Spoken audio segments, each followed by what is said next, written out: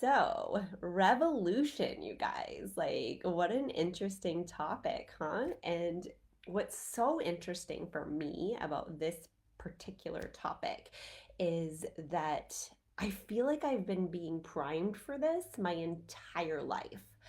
I remember growing up, and let me know in the comments if you guys felt similar to me in any of these ways or if this makes you think of anything that you experienced. But I never really put it together, but I remember growing up just having this. Well, first of all, I had this rebellious personality. Or like if you told me to do one thing, I'd be doing the other. If you told me this was the easy path, I'd be like, well, I'm going this way and I'm going to prove you wrong. So there was that, which kind of makes me meant for this kind of work and role anyway. But what I remember is just really being frustrated from my limited perspective as a child and my limited power in the world at how stupid everything was. Like and I'm gonna try to just like give you a couple examples here, but I remember it being a theme in my life. And this is like a really silly example, but just for instance, like, why is it that we're okay going to the beach in bathing suits that barely cover us? But were we to show up in our bra and underwear, which are full coverage and cover way more than that, it would be like the worst, most embarrassing thing ever. It doesn't make sense, right?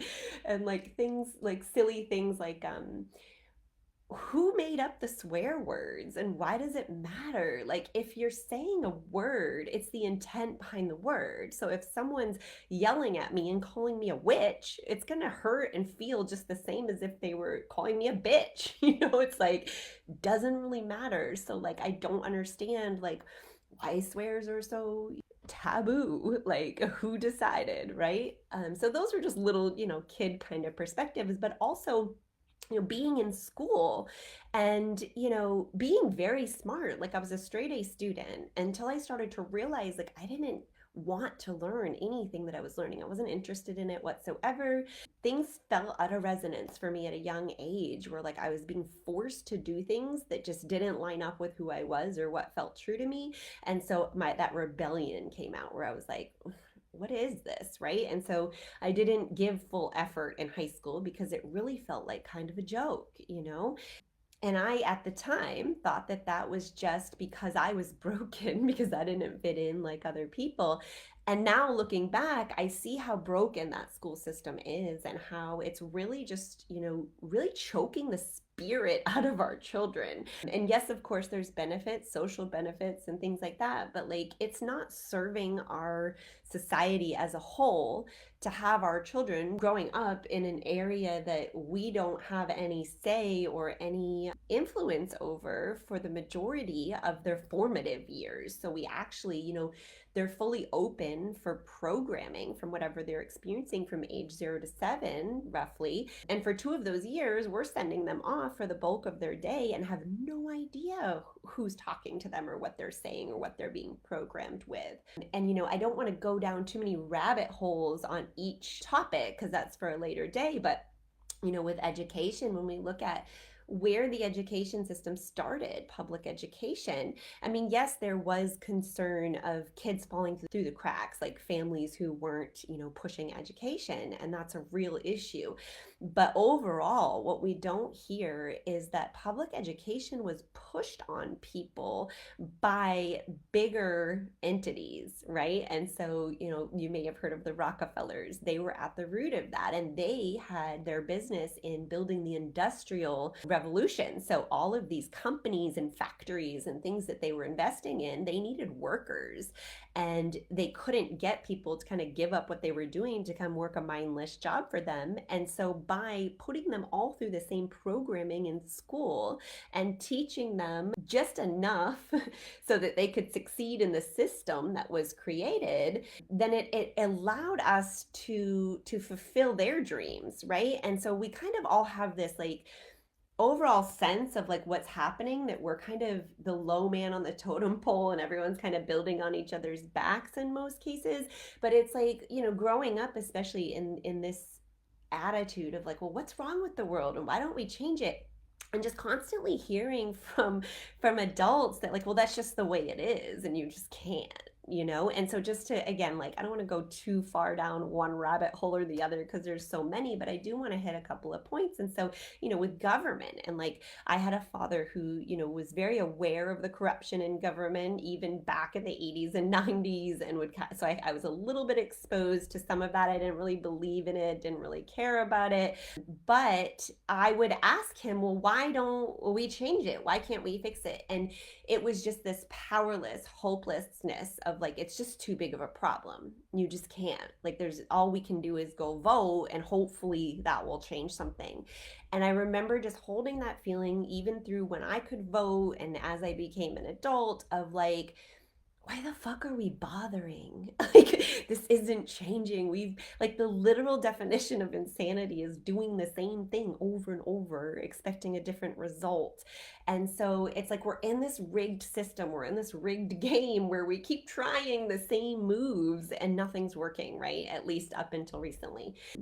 And so I also remember, learning about, and this wasn't in school because they don't teach us the important stuff, but learning about finances and inflation and really trying to grasp my mind around like, why, like, so why can't they just print more money? And then what's with the value? And really getting that at one point and being like, oh, so it has to be backed up by the gold, right? We don't have that anymore. They're just printing money. You know what I mean? It's like I don't know. It's like we have this cognitive dissonance to understanding that we're being completely fucking lied to and we're getting completely fucked and there's nothing we can do about it, and like everyone's just taking it, because we're just the little ones. What can we do?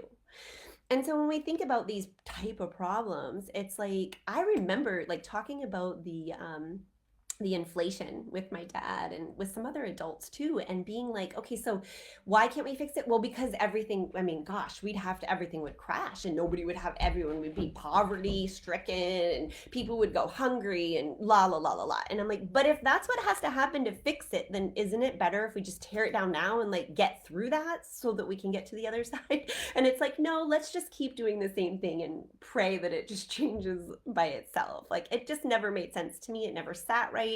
Of course, I didn't have any power. I'm just a kid, And not only that, but then I'm just a fucked up adult who's fucking up my own life. You know what I mean? Like, I took the same road as everyone else of like, yeah, I mean, I'm going to go vote. I'm going to do my part and I'm just going to hope and pray something changes. But enough of us that had these, like, it's almost like I didn't even have to focus on the full intention of changing the world, right? Because I came in with the seed of the desire to change the world. I knew growing up like this was against what I stood for, but I didn't even know what I stood for yet. It was like just an intuitive knowing, I guess. And so as this last few years has unfolded, I've really been pulled to knowing more of my own mission and more of why this is happening to us right now in this particular time period, and why it's important for people like me who feel that kind of rebellious energy against it to be standing up and speaking our truth. And so this is like a whole other can of worms that I've talked about other places, but like, who am I to stand up and talk about this? I'm no political expert. I'm no, like, you know what I mean? Like, I don't know anything. And half of this stuff, I'm just going to bumble through because it's just my thoughts and my feelings. But what I've learned through my own healing is that my thoughts and feelings, when they're in resonant with my inner truth, with God, with my higher self, and when I get an idea like this one and it comes like straight through, like it wasn't me that like was thinking, what can I do? It was like, you need to do this. Then I need to listen. And I know that when I speak, there's power in my voice. I know that when I speak, there's healing available for other people. And so I also know that all of you who've signed up today to be here with me, this called to you for a reason, because whatever words that I speak, whatever ideas that I share, there's healing in my wisdom coming through my voice for you to take so that you can have a better understanding of where your place is in all of this mess, and a better understanding of how to feel safe and secure and centered when everything's going to shit around you, because isn't that really what we're all looking for? It's like, how do we find a strong anchor and feel okay? in this type of a world. And so I wanted to kind of start there, just kind of why I was so passionate about this, the things that I grew up with. And I see, Kathy, you too. It's like no one's answering these questions, and we took it for a while, but it's like we need the answers. And so this class, I wanted to start with what even is a revolution, right? Because I think when we think revolution, it sounds like war. Like, I know my mind goes to Revolutionary War, and I'm like, oh, fuck, what's happening? And while that is true that revolutions can, result in war or come from war, it doesn't always have to be war. And of course, we are, in some sort of altercation war scenario now, but that's something that I'm going to come back to in terms of how we live and use our own power even when we're experiencing powerless situations like war that we have no control over. But I did want to start with some definitions that I found of what is a revolution. So and these are from Wikipedia, I think, just a little article, and then I found a couple other ones too. So in political science, a revolution, which comes from the Latin term revolutio, which means a turnaround, it's a fundamental and relatively sudden change in political power and political organization, which occurs when the population revolts against the government, typically due to perceived oppression, either political, social, or economic, or political incompetence. And so that would be like where we're talking about like the wars of the past, like, that's what can happen. And it is, in a sense, kind of what's happening now. Like, we haven't had a full revolution. Of course, we're not overthrowing our government, but I mean, look at the past few years and how much political incompetence has come to light. And so, no matter which side of the fence you are on, or if you're in the center, like, it's very well known that there is corruption and incompetence in our government, yet they're the ones calling all the shots in our lives. And so, there's clearly a disconnect here. And revolutions, as per Wikipedia, not only entail mass mobilization and regime change, so like massive change and movement and regime change of like who's in charge, but also more or less rapid and fundamental social, economic, and cultural change during or soon after the struggle for the state of power. And then an effort to transform the political institutions and the justifications for political authority in society, accompanied by these formal or informal mass mobilization and non-institutionalized actions that undermine authorities. So all of these are sounding kind of negative, right? Like, we're going to overthrow the government. And that's kind of where everyone's mind goes. It's like, okay, so how are we going to change this? And then you think overthrow the government, and you're like, little of me, like, I can't do that, right? And so I wanted to get those kind of well-known definitions out there, but I also wanted to, well, there's one more piece of this one definition. The second generation theorists, they saw the development of the revolutions as a two-step process. First, some change results in the present situation being different from the past. Second, the new situation now creates an opportunity for a revolution to occur. So in that situation, an event that in the past it wouldn't have been sufficient to cause a revolution, like a war, a riot, COVID, any of those things, it wouldn't have been enough before.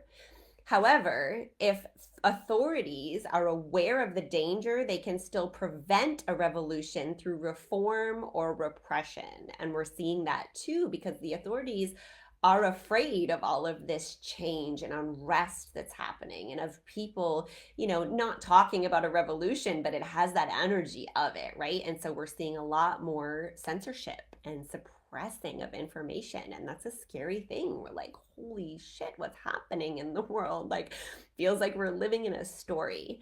And so, basically revolution is understood to have two components: rejection of the existing government's authority, and then an attempt to replace it with another government.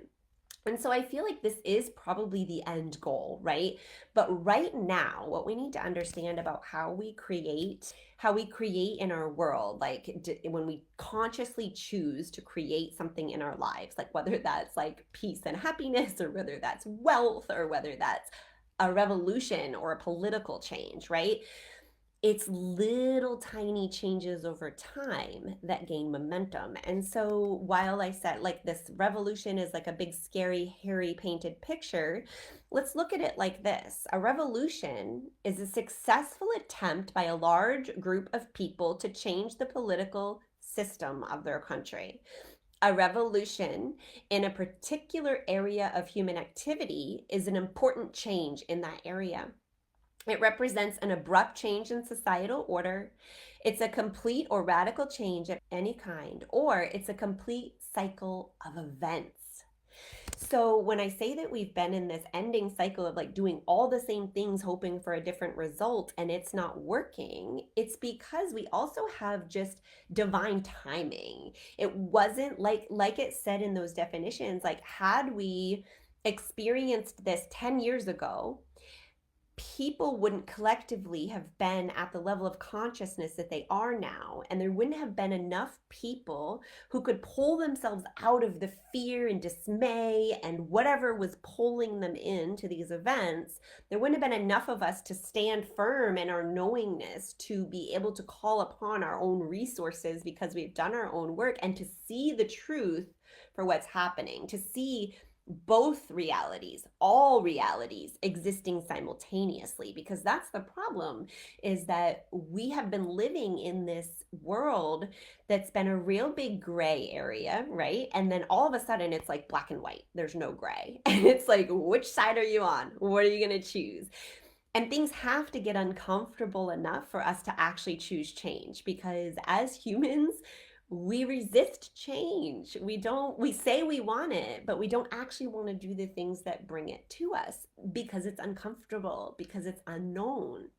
And so we, we do resist it. And so what happens is, because we have conscious will as humans and we're not choosing the change that's going to bring society the direction we want to go, but yet we're still holding this really strong intention that we want this better world, this world of equality, and this world of, moving out of competition and into support and collaboration and having real community again. And like all of these things that inside we know are good for us and we know that we want, we're holding that vision, but we're not actually like making conscious changes to get there because it just feels, impossible or whatever. But what happens is, because we're holding the vision and because we're so powerful in our creatorship as humans, that if our vision lines up with God's vision or what's best for all, it's gonna automatically unfold without your interference, without your pushing, without your making it happen.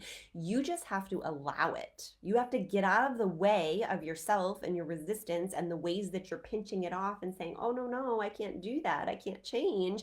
And you need to find a way to just roll with it. And as you do that, it's like, you have this fear of like, but if I surrender and I let go, and like especially in these conditions, like with the world the way it is, then everything's going to go to shit. Like my life's going to go to shit. And we have this strong fear and belief that if we are not being vigilant and holding everything in place, that it's just going to all burn to the ground. And that's a really scary feeling. And the thing is that if you believe that fully and you're not doing work to kind of move through emotional energy, to learn how to master your own energetics, how to get back to center, things like that, and you have that belief that things are going to go to shit, well, as soon as you start to surrender, things start to go to shit, because it's the belief that you hold and because it's what you've created in your reality. And so we have to be careful about how we do this work. We can't just, just be like, all right, I'm going to just go in a different direction today. Of course you can. But what normally happens if you do something like that and you're like, all right, today's the day, I'm going to do this instead, and then everything goes to shit, you take it as proof that it wasn't meant to be, or it doesn't work, or it's not for you, or whatever, when really it's just remnants of what you've already created coming up to show you what you created so that you can move through it and choose something new. In every single moment of the now, we can choose our point of focus. And when we choose our point of focus, it decides what we're creating in the future. So I'll go back into that a little bit more, but I did want to just kind of stay on topic here. So the revolution, when I talked about like the wars and then like on a personal level and like the complete cycle of change, I also want to bring attention to the fact that, and this is like a big concept that took me a while to really like it really soak in and accept because I was in resistance. But the way we do one thing is the way we do all things, or as above, so below, as within, so without. You may have heard some of these things before.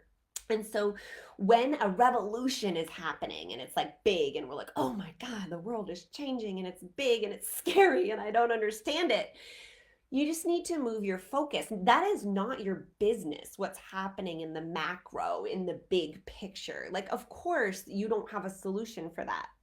You're down here in individual land of like, I need to pay my bills and take care of my family and pay my taxes and, make sure that my job's not going to fire me for whatever new mandate or, whatever you're dealing with. I mean, pick something because there's a million things. And so you're busy with that stuff. And so how can you make any change there? And most of you on this call with me, I know personally, and I know that you resonate with this. And if anybody else, wants to have further discussion, I am always open for that. Send me a message and we can talk about it. But when we turn that focus within to ourselves, selfishly, but really selflessly, and I'll explain that in a moment, and we pay attention to what's coming up inside, and we heal that, even if it doesn't seem like it has anything to do with the big picture. It doesn't have anything to do with revolution, with war, with leading a charge, with making a change. It's really just you dealing with your own little trauma from when you were a baby, or it's dealing with your trigger from today, or it's dealing with whatever you think about like this person who posted about the war, or whatever it is in every moment of your everyday life that's coming up feeling icky, and you're actually leading yourself through that and choosing something new. You're leading yourself through that and finding a way to sort of create this inner world where everything's good, everything's perfect, everything's the way it's supposed to be. So you move through the energy. You don't want to bypass it. You don't want to stuff it. You want to honor it and feel it and be like, yeah, I was fucking angry and this is why. And you can feel through it and journal and learn all the tools. I know a lot of tools I can share. But once you've moved through that energy, you have to choose a new story. You don't want to fall back into those old ways of being, those old stories that we tell that don't get us anywhere. And when we focus on this personally, even though it doesn't feel like it's making a difference, because of the ripple effect, because of the way vibration works, because we are a microcosm of the macrocosm. Like every little thing is. So like cell clusters in your body are a microcosm of you, and then you're a microcosm of your family, and then it's like a ripple effect out to the world. So every little thing you do affects the universe in ways that your little human mind can't possibly grasp. Like if you're screaming at someone in traffic, that is sending a ripple effect out into the universe. Like the universe is huge. You're not important. Where we've gotten this idea that we don't matter, that we're just little peons, that we're not important, has been from our programming, from the people who want to keep us small, from the people who want to keep a large division in the population so that not everybody gets to experience the fruitful life. And I don't think that that's a conscious thing, that they're like, we're going to keep everyone else from it, but it more comes from that inner drive to survive, and that feeling that there's not enough, right? That feeling that like for me to have wealth, I have to take it from someone else. And that's a paradigm, it's a belief system. And so while that has been proven through our lives that that's true, that money is in limited resources, that we need to work hard for it and all of this stuff, it's actually not the truth of it. So when you can access your paradigms and access your belief systems and change that around, then you can certainly access money. But what needs to happen is like, in this world, so I can sit here and say like we can create these wonderful visions of the future in our minds. And before I move on, I just want to say I mentioned at the beginning of this call how important it is to share things like hopes and dreams and thoughts that seem crazy when you're prompted to, because you'll find that you're not alone. So I for so many years have had like these dreams that I wouldn't even call dreams, because it's not like I consciously was like, "Oh yeah, I want that." You know, I didn't even know why I would picture this. But I would picture these like utopian visions of the earth, like we're in this beautiful community where it just feels so supportive and loving, where there's green everywhere, right? Like we are sustainably living in harmony with the earth and we're not lacking. It's not like we don't get to have our, our creature comforts that we've gotten used to. It's just that we've found a way to be more in balance with the earth, so that while we have that stuff, we also honor, the natural resources and connecting with the natural resources, and that we have clean and clear food sources. And I mean, God, it's like utopia, right? Haven't we all dreamed that? And let me know in the comments if you've also had this dream, if you've also had this vision for our future of like equality and beauty and love and peace and just cooperation, something that feels so far from what we experience here on this earth for most of us during our lives. And so, I've seen this vision and I could just take that vision and be like, yeah, no, like that's never gonna fucking happen. Because really look at this world, like how far are we from that as like a reality? But the thing is, and I see you guys saying, yes, that's been your vision too, right? And it's like, why do you think we were all put on here with that vision? That vision that seems impossible. And so we hold these seeds of desire in our being because they were placed there by God, by yourself, your higher self, your soul, whatever you resonate with, that higher power that kind of like we're fully connected to before we come in here. We have those desires within us for a reason, and those desires lead us to the unfoldment of our purpose. And my purpose in this life is to talk about this stuff. Like, I don't know if you guys notice, but I light up when I talk about it. And it's not because I'm happy or excited about what's happening, although I kind of am, only because I know what's on the other side. But it's just because I'm meant to talk about it, because I'm passionate about it, because I have lived so much of my life like, why are we doing the same shit? So I'm like, yes, it's changing. And that can be hard for some people to hear because they've been negatively affected by what's been going on in the world, right? By the divide, by the crazy things that are happening. And this isn't really for this class, but I will just touch on it quickly.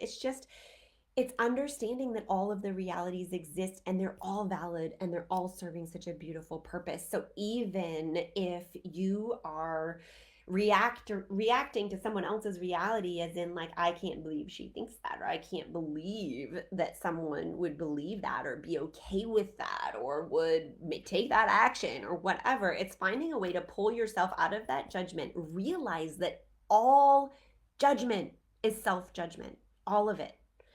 If you're judging other people for being judgy, you're still judging. And so anytime you have that judgment, pulling yourself out, coming back to center to discern, but what's true for me? Because that's a really big piece, is disconnecting from what everyone else says is true, right? Because the majority of people right now would say that I am motherfucking crazy to think I can change this world. But the majority of humans are not on this wavelength. They're not in this energy flow. They don't understand how I can be so confident, right? And so it's disconnecting from what everyone else says about anything in any moment, not just about a revolution, but about anything, and really going within and getting to know yourself. What do you think? What do you feel? And then coming back into alignment with what's true for you and allowing that to be the other person's reality. Allowing that to be okay, no matter how awful it seems. And that's a really, really good skill that we can practice right now in this world, in this day and age. Allowing all possibilities to exist and really disconnecting ourselves from that idea that there's one path, one reality, one truth, because it's just not true. And you know, the past few years have shown us that very clearly, that multiple realities can exist at the same time, and we get to choose which ones we opt into. We get to choose. And that's a really hard piece of information to take in, because it doesn't feel like we have a choice a lot of times. A lot of times, at least for me, and I know a lot of people I know, our actions are coming from a place of I have to, I need to, I don't want to, but I don't have a choice. And that's really why I'm so passionate about doing my coaching work and my healing work, is because you've got to get past those limiting aspects of yourself in order to really find out who you even are and what you even like, and stop lying to yourself and trying to just fit in with what you think you've always liked, or who you've always been, or who people expect you to be. And so moving on to my next, I see you guys agreeing here. Thank you so much. I love your comments. So yeah, so the revolution, we're completing a cycle, right, in the world. So we're completing a cycle within ourselves, and it's mirroring into the world. And that cycle is abandoning ourselves, basically. Like, we have been abandoning ourselves for centuries, in favor of what others told us to be or do or say. We have been trying to be good girls or boys. I don't think there's any boys in here, but we've been trying to be good people. And we've been doing the best we can with the information that we've been given to really try and be the best person we can. And we've done that without really going in deep, and without learning how to get through the layers of hurt and pain that we've kind of shrouded around our hearts and who in our true selves, and really checking in with the truth of our souls and the truth of our beingness. And so that's where we start. It starts with you uncovering your own soul, your own purpose, your own will, right? And making your own choices within that. And so this new cycle is like changing on the individual level, changing from outward focus, outward projection, helping everyone else first, to fully inward focus, to always going in first and checking with yourself first.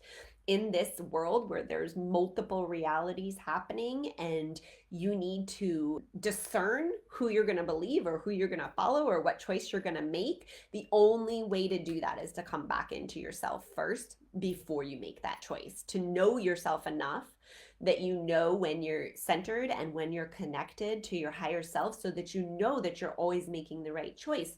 And so that can help us, because it takes away some of the uncertainty feeling. Because if we can lean into the trust that we're not just cut off and in a body and that's all there is, that our energy is expansive, that we are connected to each other, that we do have a higher power, however you want to look at that. It is not in the version of a man in a sky. It is an all-encompassing, omnipresent energy that is everywhere and everything at once, as well as you. And the extent that you don't feel that or know that is the extent to which you're cut off from the source of your being. And so that's where we start with that.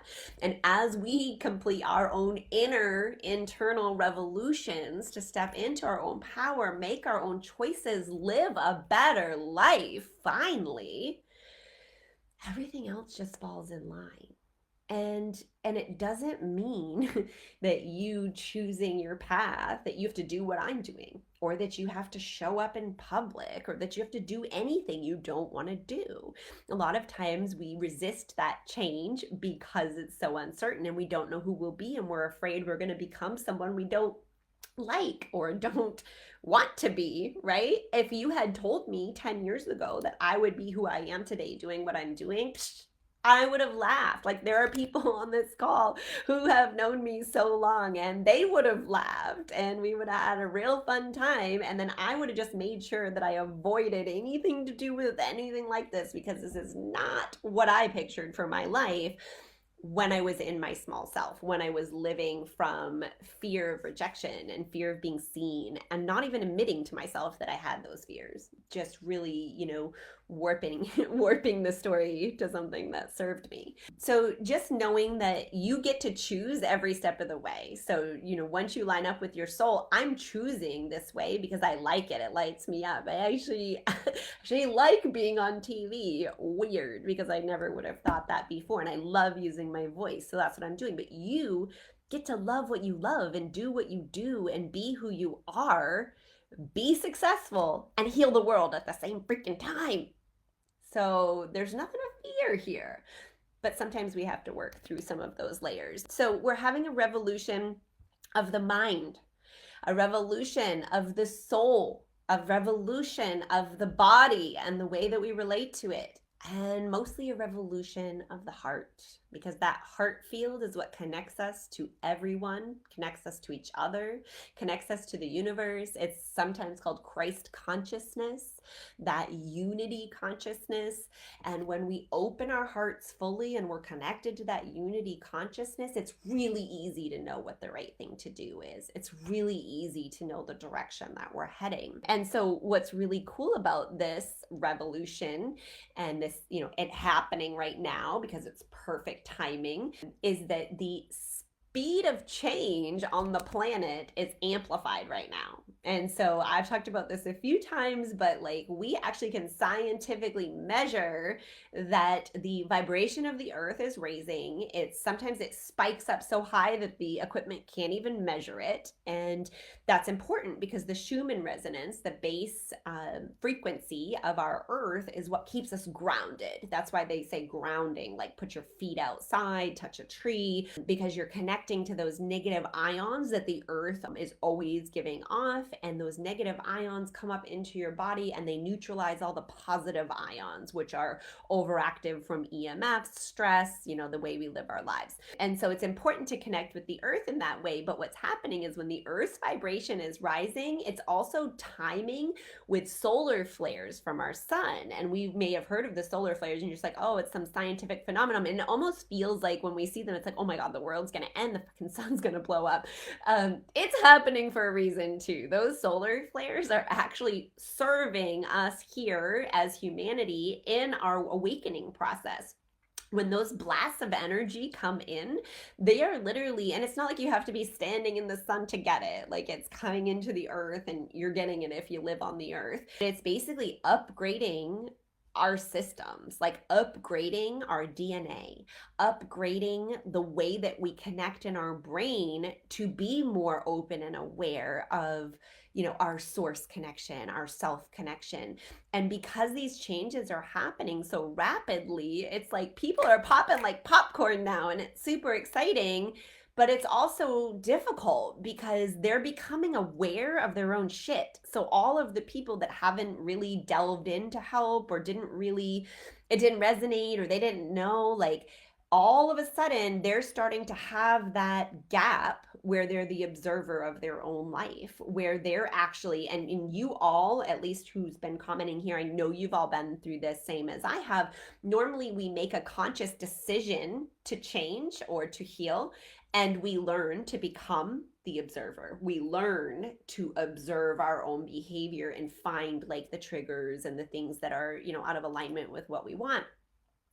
And what's happening now with the way that because they've been raising for, since before 2020. And so now they're very high and they're available to you if you're able to raise and hold your frequency there. And so that's why, like, you guys probably have noticed, like, I'm glowing different lately. Like, I'm more confident. I feel better because I've done the work to kind of flow at this higher frequency as much as I possibly can. And you can do that too. But what happens is until you know how to turn and go with the flow, until you have the tools and the ability to calm yourself down and get to that frequency, it just feels really like shitty usually because everything's bubbling up at once, and all of the things in your life that you haven't looked at yet are coming up for review, and so things are falling apart and you feel emotional, and emotions live in your body and they cause pain, so people are having backaches and things like that. But the important thing is that this last up level has caused the majority of people on the planet to have that space. So now all of a sudden, where we were unconscious of what we were doing, they're conscious of it. And so I remember like becoming conscious that I like yelled at my kids all the time, right? And I was like, whoa. Once I didn't realize how much I'd been doing it because it's an unconscious response. And so we don't really remember it in our conscious mind as much as we're actually doing it. And so these people are actually seeing what they're doing. And that's going to continue to happen. So now these people are going to start to learn how to kind of go with the flow and focus. And it's important, like I said, that we learn the tools to let go of the old baggage or feelings, or that, we're not blocking ourselves from feeling what's coming up. But contrary to how it has been up until this point, the most important thing for us to do now is focus on what we want to happen. And so for a long time, it was like, focus on what you want, but then that wasn't working. And then everybody was like, oh, but you're bypassing. That's because you're not feeling. And that is true. But the energies are here to support us even more in releasing a lot of that baggage that doesn't need to be looked at, that doesn't need to be picked over, that doesn't need to be unknotted and figured out, have certain lessons taught to you from. And so whatever you can let go of, I would strongly suggest that you disconnect your mind from trying to figure out what that stuff is, and just be like, it's okay with me, God, if it's okay with you. If I can let that baggage go, just let it go. And understanding that as you focus on what you truly want in your life, that those things that are out of resonance, that don't fit that vision, they're going to automatically bubble to the surface. And as long as you're paying attention, which at this point in time, you really have no choice because the energies are like making you notice, as long as you're noticing and moving through it, you're clearing it out on the deepest levels now. And so the point of this up leveling is not only to get more people consciously aware of what they're doing, to get them more connected to their inner selves, but it's also for those of us who already are connected to our inner selves to really hit those deep, deep layers of ancestral healing that we may not have gotten to the complete root of yet. So if you're seeing things come up in your life right now that are, yes, Kathy, let it all go. Let it all go. But if you're seeing things come up in your life right now that are things that you've already dealt with and you thought you were over with, or just like repetitive old patterns or things that you're like, where the hell did this come from? That's normal. And that's just like, it's one more time for you to look at it and choose what you want. So again, it's like, what is the reality that you're trying to create? And here's this thing coming up that doesn't fit. And it's like, okay, I see you. It's okay. Feel through it and then focus again.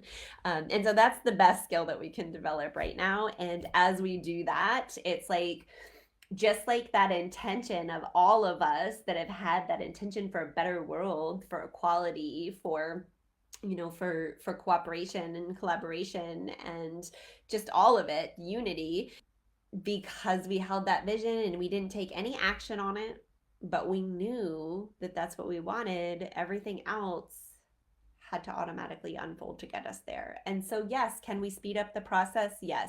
The more that we face the direction and do the shit that's in our way, but it's not something that you need to be stressed about or worried about or vigilant about, or like, what do I need to do? What's my next move?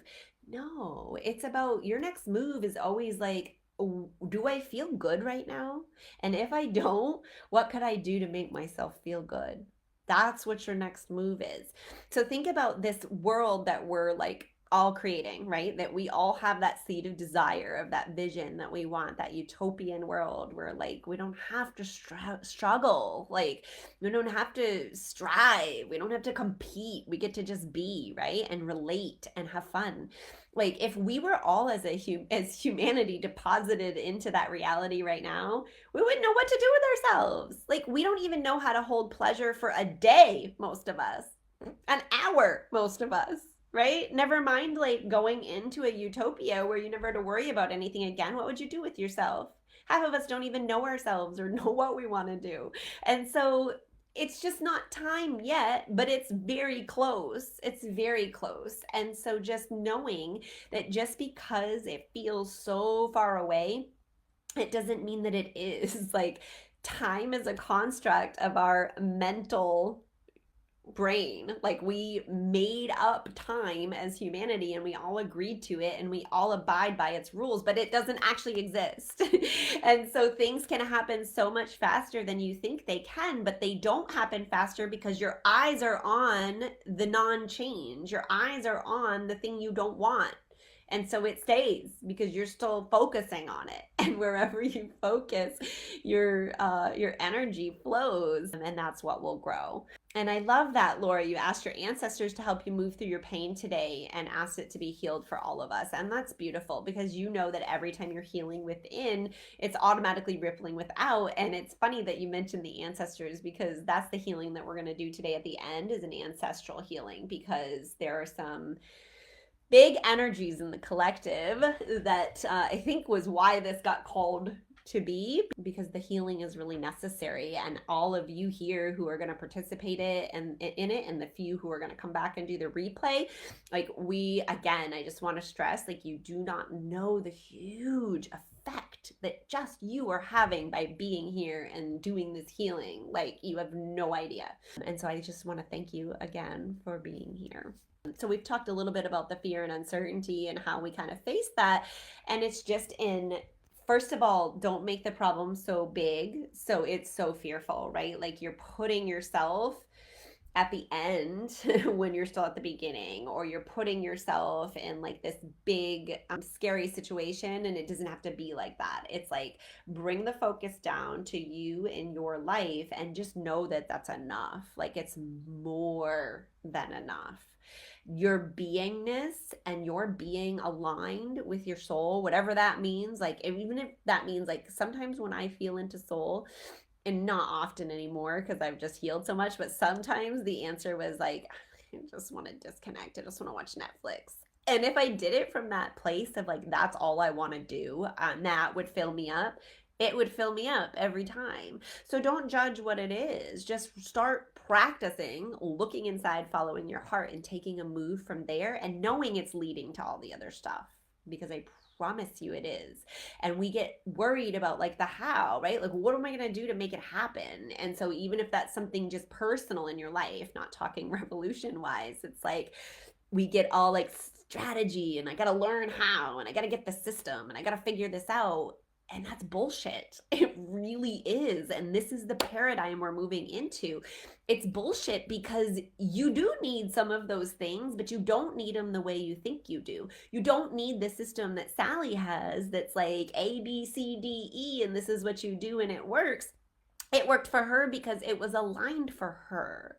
So if we can flip our minds, I'm not going to say it takes a long time because things are happening so much quicker now, but it should be simple, but it's not easy, right? It's very simple, but it's not easy. But the more that we can train ourselves to go within and feel better, the more that we are inspired to the right action. I can't tell you how many times I pushed and pushed and pushed to try to make something happen or try to do the next move, and, really felt like shit the whole time I was doing it because I was pushing and it was like stressful, and none of those things ever worked out. It's always the things that I was like, oh, Spirit wants me to do a class?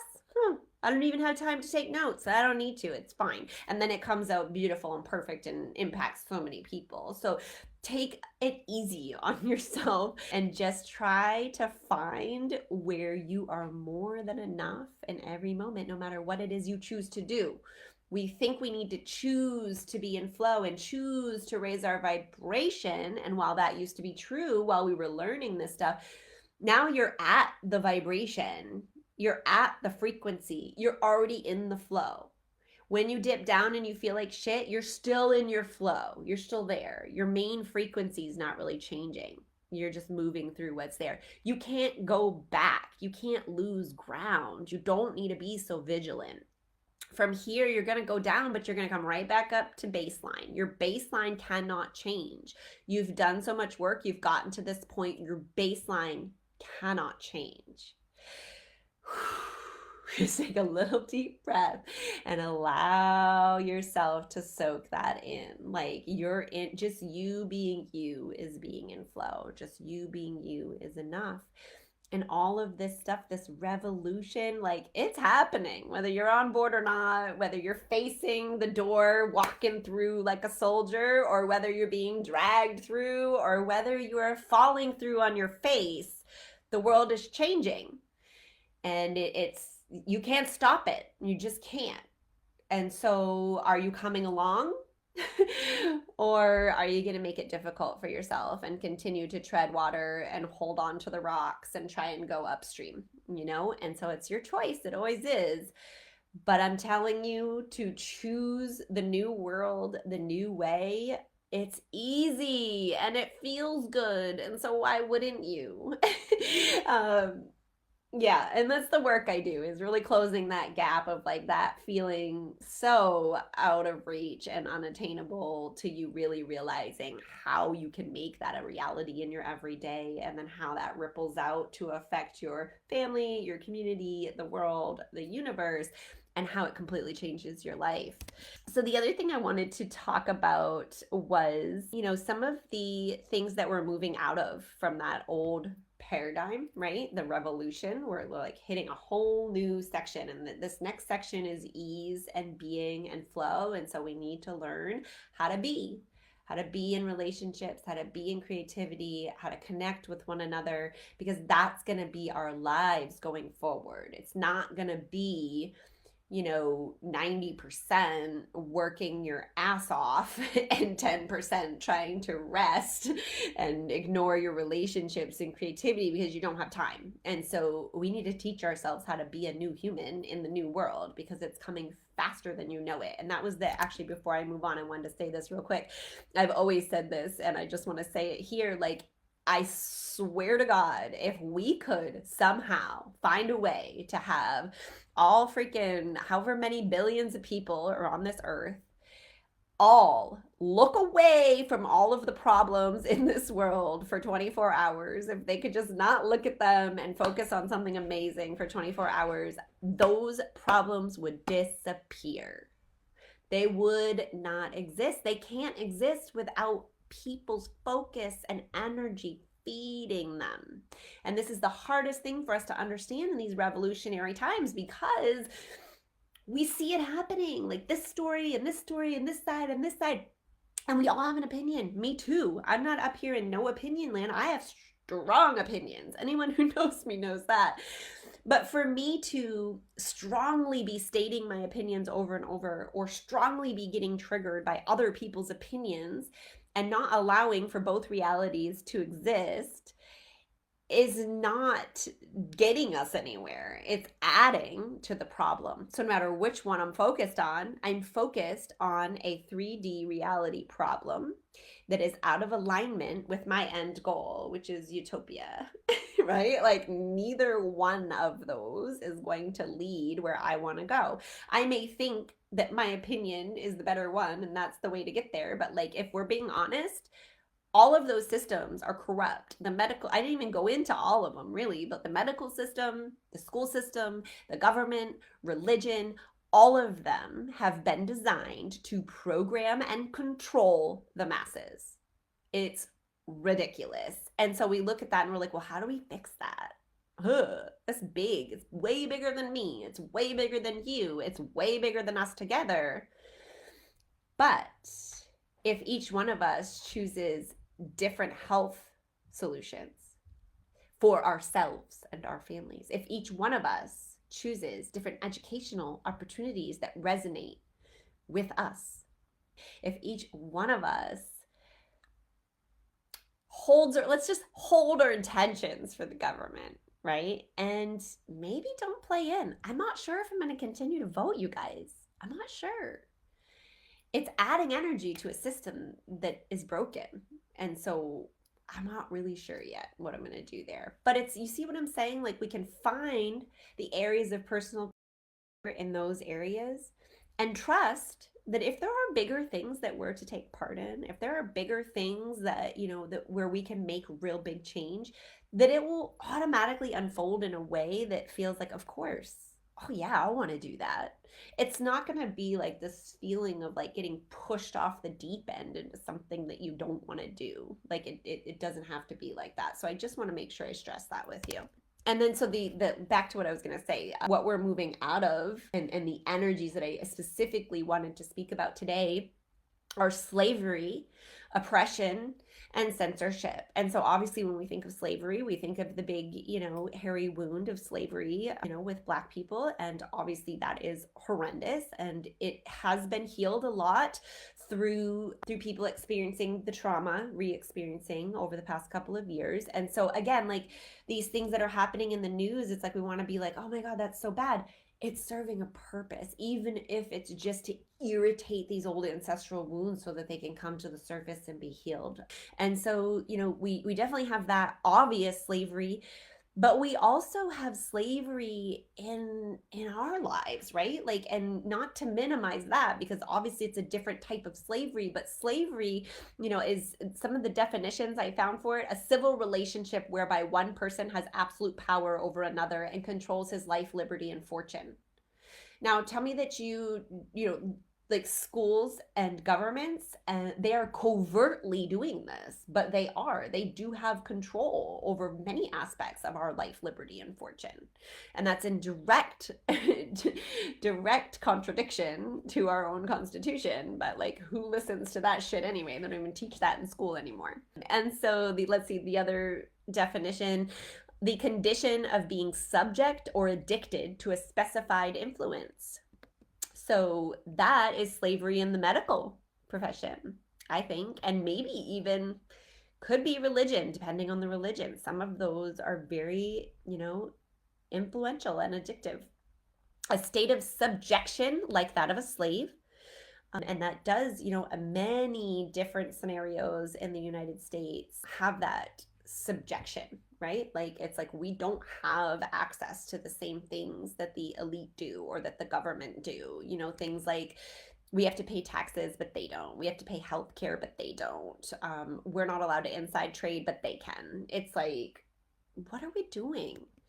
And then, severe toil and drudgery is also one of the definitions of slavery. And so we need to find our sovereignty, and that will automatically take us out of slavery. Our sovereignty is finding our own guidance, right? Our own discernment, being interdependent, not having to depend on these huge systems to keep us alive and okay, or whatever it is that we think they're doing. And I know that they are doing good things. There are some people who do rely on them, but we have got to find ways that we can flip these around, where we can create new systems or new areas of support or new ways for people to get help. And that doesn't happen overnight. It happens from people like me getting up and just being loudmouth about the things I think, and collecting other people who want change, who are ready to make change, and us just having conversations, real, true, authentic conversations that will lead us to higher and higher levels of consciousness that will take us through the natural up cycles and changes that are happening on the earth to the right perfect timing for us to make the move, right? And we don't need to know what the move is. What we need to do is put the pieces in place that we're being called to do now, so that when the time comes, we're ready. So if that's just you're being called to spend more time with your family, do it. If that's you being called to pay more attention to your body because you're in bad health, do that. If that's you being called to, I don't know, share something weird with a friend that you think you're going to be judged for, do it. Because if you're being called to share it, they need to hear it. So we need to start trusting ourselves. This is what we're moving into. And as we do that, all these big, hairy issues, they get easier. They start to work themselves out. The solutions, when we're vibrating at the level of the solution, then we have access to the solution. When we're vibrating at the level of the problem and we're fighting it, we don't have access to any solution-based thoughts. We only have access to thoughts that are around the same vibration as what's causing the problem and what's in the problem. And so it's really important that we start with ourselves. And then oppression, a feeling of being weighed down in mind or body. I feel like we all have felt that, just really being oppressed by circumstances that feel out of our control, circumstances that have been created by society and just the way things are, and by, the way that we've always done things, just that toxic masculinity. None of that is necessary anymore. There's more than enough for everyone. There's more than enough money. Like, we've been told all these lies and we really need to disconnect from them because it's just not true. And then censorship is a big one, and the suppression of words, images, or ideas that are offensive. It happens whenever some people succeed in imposing their personal politics or moral values on others. Censorship can be carried out by the government as well as private pressure groups, and censorship by the government is unconstitutional. But again, who listens to the Constitution? But this is concerning, right? And when I talk about censorship, I want to bring it back again. It's the microcosm and the macrocosm. So the macrocosm is the censorship we all see and know, the news, the government, they're lying to us about everything. You cannot trust one thing they say. And now it's getting harder and harder and harder to find the other side because it's being suppressed. And so that can cause like a feeling of panic and fear for the people who actually are tuned in and know that this is happening. But what we need to be aware of is that as above, so below, as within, so without. So where are you censoring yourself? Where are you putting up with censorship in your life? Where are you not saying what you want to say because you're afraid of what the neighbor's going to think, or what the dad at school is going to think, or the mom next door, or whatever, your family? Like, where are you playing small and shutting yourself down and censoring yourself? Because when we get ourselves out of censorship, when we get ourselves out of oppression, when we get ourselves out of slavery and we can claim true sovereignty, we pave the way for everyone else. We pave the way. And it's not like this, like, you gotta yank them and pull them, and they're gonna come whether they want to or not. And you paving the way is making sure that it happens faster and easier and more simply and more beautifully and magically, that we can be in that utopia and all be ready for it and all be creating from that place. What are we gonna create from that place? Think about that. Like, it's amazing, right? It's almost like beyond comprehension. Like, if we didn't have so many problems and struggles to take up all of our bandwidth, what would we do?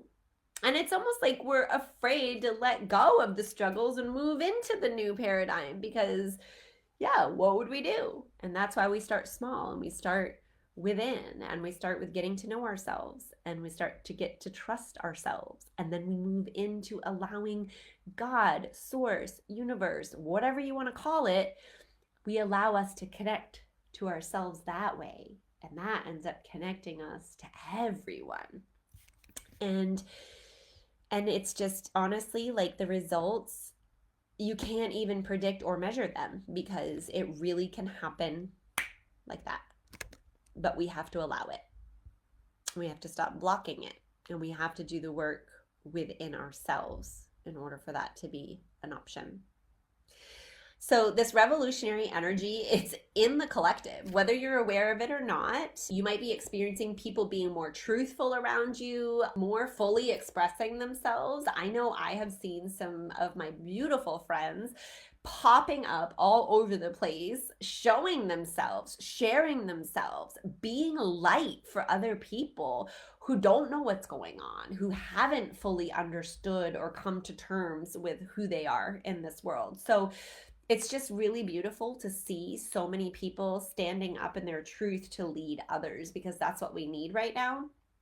But again, if that's not your path, then that's not what you need to do. You just having a conversation with the grocery store clerk or your best friend or, someone you ran into randomly, that's enough. When you have those little conversations and you connect from your heart, you're healing other people through your own wisdom. So the more that you can turn in and heal yourself when shit comes up and you don't feel good, the more wisdom you have to share with every single person you come in contact with. The faster this all goes down, the faster we get to where we want. The last couple of things before we're done here is just I wanted to talk about the past life ancestral healings. This is something I just touched upon a little bit. A lot of us have been going through this, and I think that this is one of the main reasons for this call. I do always call in guides, source energy, any ancestors, angels, like whoever you normally work with. And even if you don't work with anyone or you're like, what the hell is she talking about? Don't worry, because you do have guides and help and, energetic support systems that you're just not aware of, and I call those in on your behalf.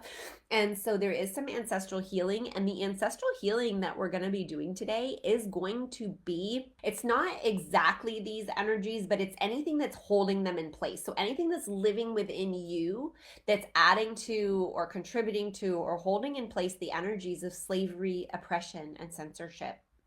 Those energies, because they're so big in the collective, they're going to take a lot of us, healing little groups like this, healing individuals like this to really get the entire thing cleaned up for the earth. And so this is us doing our part. I certainly will be sharing this with other people as needed. But what I want to say is just the fact that you're here and you're doing this means that it was meant for you, that this is a healing with these energies that's going to be really impactful for your family lineage, and that goes forward and back. So ancestors that maybe have crossed over on the other side that still have these karmic energies are going to get healed and cleared, as well as any future descendants that are like souls waiting to come into your family line are going to get cleared. Whenever we do ancestral healings, the energetic realms, it's like a celebration of epic proportions because they're so freaking excited to see the work that we're doing here, because it doesn't only affect here, it affects the universe. And so it's really important work. And I'm going to walk you right through that. So there's nothing that you have to do other than listen. Before we get into the healing, because I do just want to have that be the last thing we do, I really just wanted to talk about the way that we are going to create this future. So of course there's going to be some disagreements about what that future is supposed to look like, right? Like there's a lot that goes into like society and systems, and it's like, well, we can't just quit and start over, right? Maybe. I'm hoping that an opportunity comes up for us to quit and start over, and I'm open to that possibility. But even if we don't have the opportunity to just quit it and start over, what we have to understand is, just like I said in the beginning, it's like, don't get too far ahead of yourself, okay? Don't look at the problem and automatically decide it's too complicated, so I'm not even going to take a step forward, okay? Because it's not just you and I, like we've got millions and then hopefully soon to be billions of people who are healing and holding this vision. And this vision has pieces, just like religion has pieces that all resonate. Like you can pull the threads that are the same from all the religions, and those threads happen to be the solid truths. And so it's the same with this. Like we're gonna be hearing a lot of people talking about the way that they're doing this. There's already self-sustainable communities popping up. There's already community groups talking about this stuff, and I'm a part of some of those groups, and it's very exciting to be listening to the way that people are trying to plan this out for themselves. And so again, in that same vein of like, for yourself first and then allow it to ripple out, we've got these people that are either like getting financial backing and sponsors, or they're already rich and they're buying lands and they're setting up communities and they're gathering people that are like-minded to come in and live in these communities. And they have found out ways to make these little communities their own towns with their own governments. The more that we're able to do little things like that feels doable. Like if we got enough people together, if we all went in together. So the more people actually take physical action towards the goal, no matter how small, the more that that energy grows, the more that that solution based energy grows, the more ideas start to come in for how we can make it better, right? And so, you know, again, allowing, it's always about allowing all the differences to be okay, all the different opinions, all the different ways. Okay, so this group's going to do it that way and that doesn't resonate. I mean, there's a couple of groups that I'm a part of and they're doing great work and they're building great communities, but there's this underlying like, ugh, I listen to that. I'm not going to go build new earth with them, but I'm glad they're doing it. And I'm going to bless the fact that they're creating change in this world. And so I'm going to create it over here in a way that aligns with what I want and what the people that are aligned with me want. And then there's going to be these little pods breaking out all over the world that are creating something different, different towns, different rules, different ways of being, different governments. And as we do that, the bigger picture is going to unfold. The answers will come in. The leaders will show themselves. But we have to know the discernment. We need to be sovereign and we need to know our own power so that we don't get pulled back into this bullshit that we've been living for hundreds, thousands of years, so that we can actually choose what it is we want to create. But community is the hub of how we do this, right? And it doesn't even, like I said, it doesn't have to be like we're making a community of houses and we're all going to go live together. Maybe that happens down the road if it feels right. I don't know. But right now, we just need to be in community discussing this, just talking about it, like getting on Zoom calls together where we all get a chance to share our voice and say what we think, what we're struggling with, right? Finding community and support to help you get in alignment with that true self so that you can then step into this world from a more steady, sturdy, powerful place and with confidence, right? In like who you are and where you're going. And it's like community is really important, and we all know community is important, but there are some of us that don't realize that we avoid community. And so it's not like a conscious thing where you're like, oh, I don't want to be a part of a community. But some of us, especially women, shy away from groups or activities, or even just like, you know, we might be watching the live here, but not speaking up, or because, or maybe like we want to do something, but we don't think we're going to fit in, or we don't think we're as smart enough, or we don't think we're good enough, or like whatever the excuses are. I found for myself, and I've also found in several friends and clients, that like when we talk about the sisterhood wound, okay, which the sisterhood wound is also known as the witch wound, it's basically just like this feeling that we can't trust other women, that we can't rely on them, that, you know, we have friends, but it's not like we can be our full open self with those friends and fully be okay. And so we're always holding a little bit back. We're always kind of putting on the friend face, or we're getting into opportunities where we don't know the other women. So like maybe we're super comfortable with the friend group we have, but these other women, like we know women can be mean, right? And they can be catty and they can gang up. And like we've all lived horror stories in our youths of what other women have done to us. But on top of what other women have done to us, we have these ancestral wounds that live inside all of us from the witch hunts, from, you know, even just like the patriarchy. I hate to like lump it into that word, but I think you all know what I mean. It's basically just like the beliefs and the lies that we have taken on and accepted about ourselves as women as being less than, and then trying to like, you know, become more than by fighting that and showing up the men and doing what they do and doing it even better. But like the thing is like that's all warped energy, right? That's all like not being ourselves, trying to be someone else to live up, and then within that, the like not having support from other women, right? And being in competition with each other to be the best. And it's just so many different layers of it, but especially with the witch hunts. And that one, like, is near and dear to my heart because I know I have witches in my ancestry. I've seen some past life stuff. I've died at the stake. It's kept me from accessing my full power for a long time because I was so subconsciously terrified of being persecuted for showing that I had intuition, which is crazy, but it's very, very common. And so, a lot of times we have the initial reaction of denying that we have this wound. Oh no, I'm fine. I'm good. Like, I get along with women. I have women friends. I'm good.